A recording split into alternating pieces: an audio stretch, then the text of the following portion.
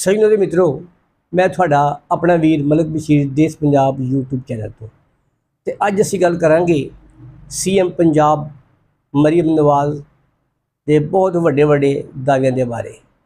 CM ਸਾਹਿਬ ਨੇ ਪੰਜਾਬ ਸੰਭਾਲਿਆ ਤੇ ਆਖਿਆ ਮੈਂ ਗਰੀਬਾਂ ਨੂੰ ਅਪਗ੍ਰੇਡ ਕਰਾਂਗੀ ਤੇ ਗੁਰਬਤ ਦਾ ਖਾਤਮਾ ਕਰਾਂਗੀ।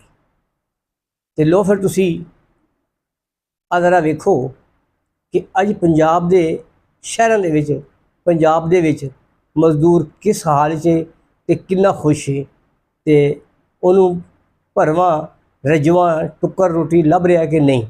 आ देखो जरा।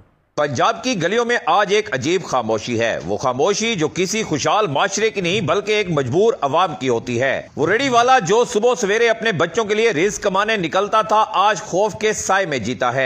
किसी की रेडी उलट दी जाती है, किसी का सामान सड़क पर फेंक दिया जाता है, किसी को जलील किया जाता है और किसी से रिश्वत मांगी जाती है। ये कैसा निजाम है जहाँ गरीब का पेट भरने वाला हाथ भी महफूज नहीं रहा।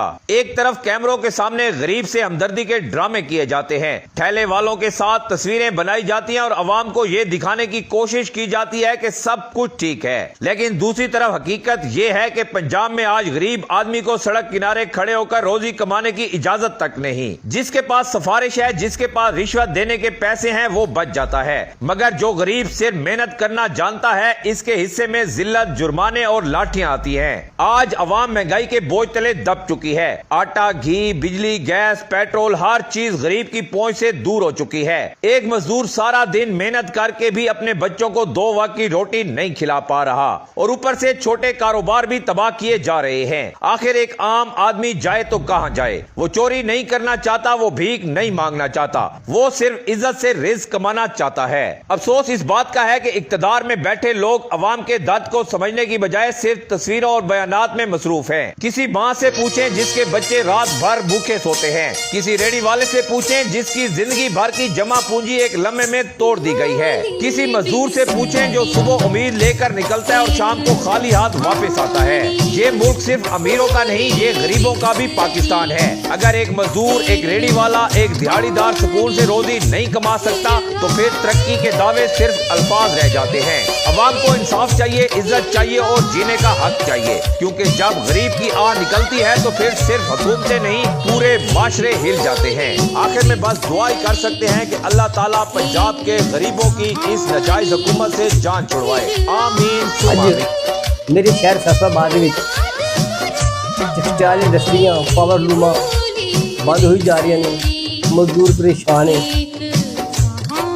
ਰੋਟੀ ਟੁੱਕ ਤੋਂ ਔਖਾ ਹੋਇਆ।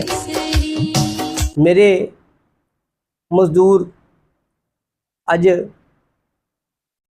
ਬਹੁਤ ਹੀ ਪਰੇਸ਼ਾਨ ਨੇ ਤੇ एक शेर याद आ गया है, दवादारू बिना मरदे मेरे मजदूर लखा, मेरे हाकिम ने पैसे दे पुजारी या रसूल अल्लाह, कदू आवेगी दरवेशां दी वारी या रसूल अल्लाह, कदू मुकेगा दुनिया ते मेरा दर बदर फिरना, मेरे लिए ना कोई छप्पर ना कोई ढारी या रसूल अल्लाह। अज गरीबां नाल जुल्म हो रहा है। इस्लामाबाद दे विच गरीबां ਦੀਆਂ ਬਸਤੀਆਂ ਨੂੰ ਮਿਲੀਆ ਮੇਟ ਕਰ ਦਿੱਤਾ ਗਿਆ ਹੈ। ਅੱਜ ਮਜ਼ਦੂਰ, ਰੇਹੜੀ ਵਾਲਾ, ਛਾਬੜੀ ਵਾਲਾ ਰੋਡ ਤੇ ਰੋਜ਼ੀ ਰੋਟੀ ਕਮਾਉਣ ਲਈ ਜਦੋਂ ਨਿਕਲਦਾ ਵਾ ਤੇ ਉਹਨੂੰ ਚਾਰੇ ਪਾਸਿਓਂ ਮਿਊਨਿਸਪਲ ਕਾਰਪੋਰੇਸ਼ਨ, ਪੈਰਾ ਫੋਰਸ ਤੇ ਰਹੀ ਖੂਈ ਕਸਰ ਟ੍ਰੈਫਿਕ ਵਾਰਡਨ ਜੇ ਇਹਨਾਂ ਤੋਂ ਬਚ ਜਾਵੇ ਤੇ ਫਿਰ ਸ਼ਾਹੀ ਪੁਲਿਸ ਵਾਲੇ ਵੀ ਆਪਣਾ ਦਾਅ ਦੱਪਾ ਲਾ ਲੈਂਦੇ ਨੇ। ਤੇ ਅੱਜ मजदूर परेशान है।